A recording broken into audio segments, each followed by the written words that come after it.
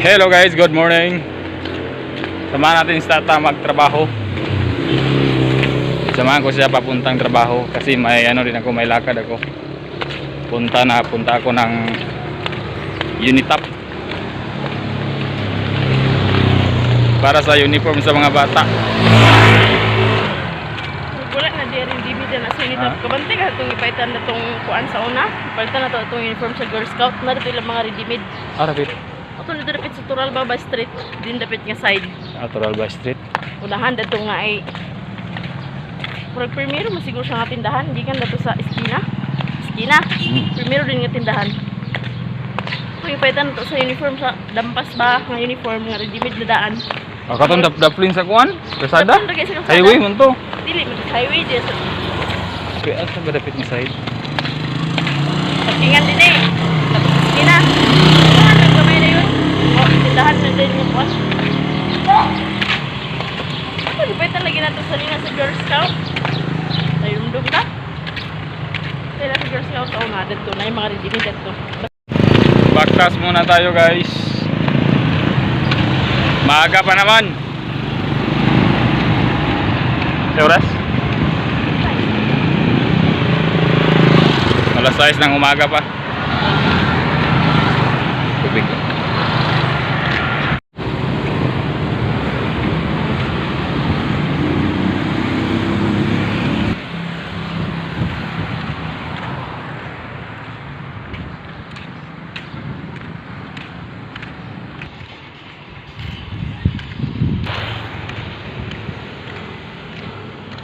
No one is like you.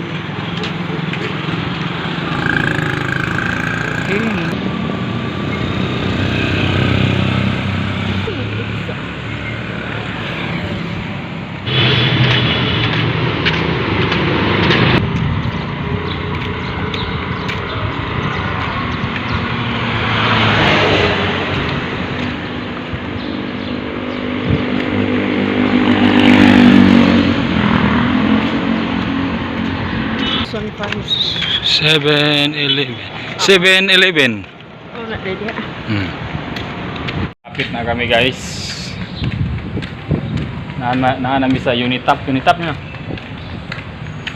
House City Square. Tapos ang BQ Mall, ayan o. Atbang na sila sa City Square o BQ Mall.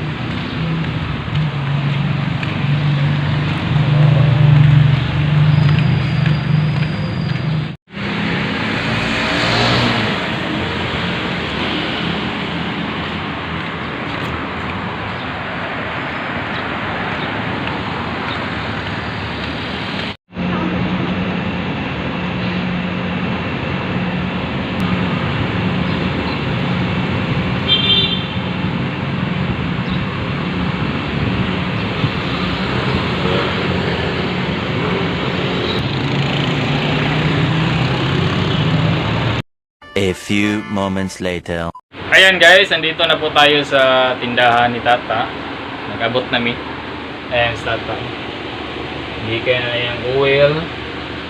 Tapos yung kasama niya dito guys ay nakakita ng ahas. Baksan.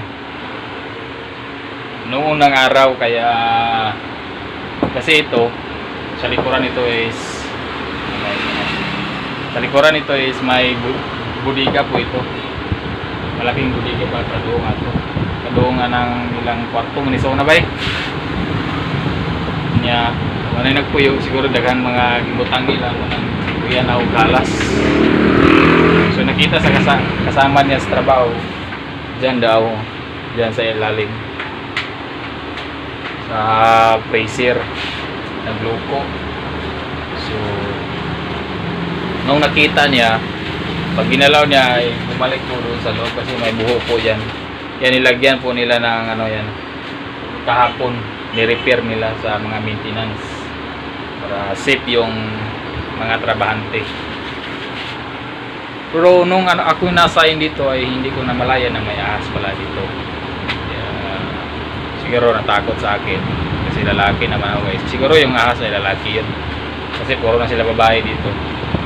Ayan, lumalabas ng ahas kasi puro babae na naka-duty. May puntahan ako ngayong araw, sastre. Kailangan natin magpatahi o tumingin ng mga palda sa mga bata sa ilang uniform para sa eskwela.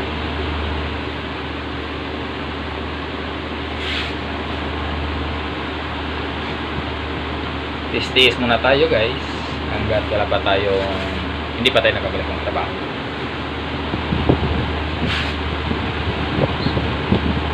Sa experience lang po yun. Kailangan natin pag makabalik tayo ng trabaho, kailangan na natin mag-ingat sa mga short.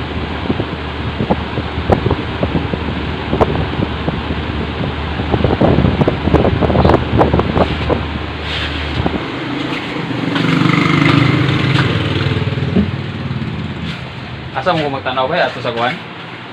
Tural ba? Tural ba street?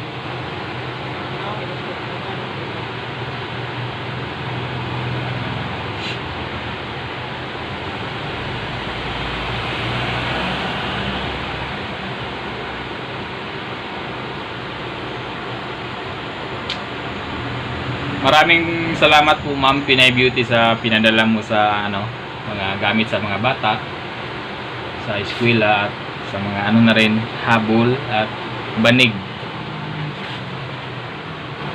Thank you so much po Ma'am.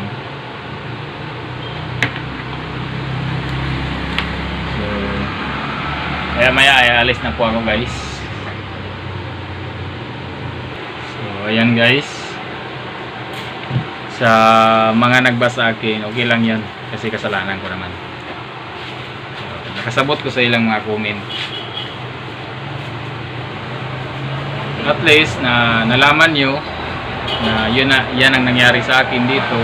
Baka kasi kayo na bakit ako lagi na lang ako naka-vlog everyday wala sa tindahan. Kaya ayun, sinabi ko na lang na yan po ang nangyari sa akin sa trabaho, na suspenso po ako.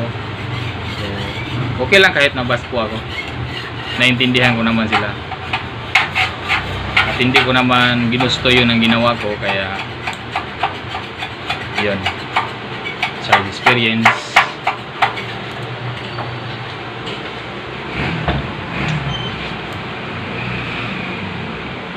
Kailangan na natin mag-ingat. Pag makabalik po tayo sa trabaho, kailangan na natin amping sa itong trabaho. Kaso lang talaga napikihan dito sa katungatayin muna. Ano ko nang lupi mo? Magpalit sila na? Yan na. Tiis muna tayo guys.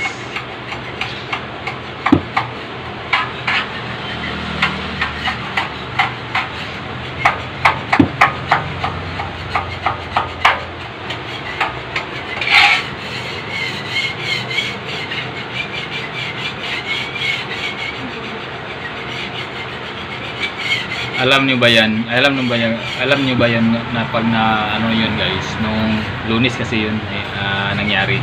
Ayan. Wala na akong pamasahe dun. Na short na talaga ako. Kaya ang ginawa ko, wala akong pamasahe papuntang Tagbilaran. Ang ginawa ko, nagbaktas lang ako galing Sungkulan Dawis hanggang dito sa Tagbilaran. Kasi wala na akong pamasahe guys eh. Mag-explain lang ko sa inyo. Wala, no choice na talaga. Kaya ayun, nagbaktas ko galing Sungkulan Dawis hanggang dito. Pero pag magsakay ka guys, galing doon hanggang dito, pamasahe po ay 20 pesos. So medyo malayo po yan. So galing ka naman dito sa Tagbilaran papuntang Sungkulan is hindi mapareha. Merong 20, merong 15. Distansya yan guys, kaya no choice kasi wala na akong pamasahe talaga. Kaya, sa mga nagbasa akin, okay lang po. Naintindihan ko naman kayo kasi ang pinuntahan ko rito ay trabaho. So, yan lang, nagkamali po ako.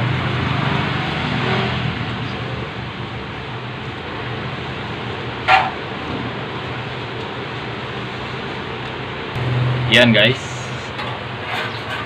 sinabi naman nila na suspenso ako in 15 days. So, sana hindi na tayo abot ng matanggal po tayo. Pag matanggal po tayo sa trabaho, kailangan na rin natin maghanap ng ibang trabaho. Kasi andito na tayo sa Bohol. Sana naman hindi tayo matanggal guys.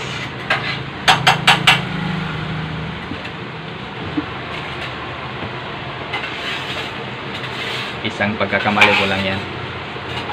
At hindi na po maulit. Kailangan nating trabaho kasi andito tayo sa Bohol. Yun lang talaga ang pagkakamali ko. So, sa mga nakaintindi po sa akin, thank you so much. At sa mga basher naman, maraming salamat po sa inyo.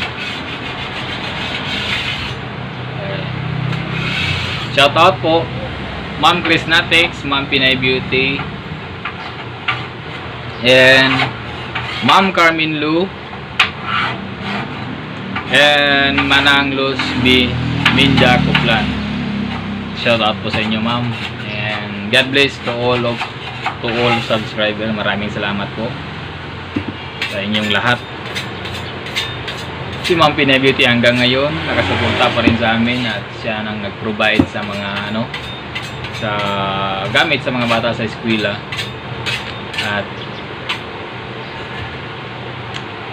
si Ma'am Chris Natix hanggang ngayon nakasuporta pa rin siya sa amin. Thank you so much po ma'am. Maraming salamat po. Maraming salamat talaga. So hanggang dito na lang guys yung video ko. Kasi kailangan ko pang maghanap ng mga uniform sa bata. Sana may ready-made. O kung walang ready-made, ay bili na lang tayo ng tela para magpatay. So, thank you so much po. Hanggang dito na lang. Bye-bye guys. And amping po tayong lahat. And shout out po sa inyo. Maraming salamat sa pagsuporta. Hanggang dito na lang. Bye-bye.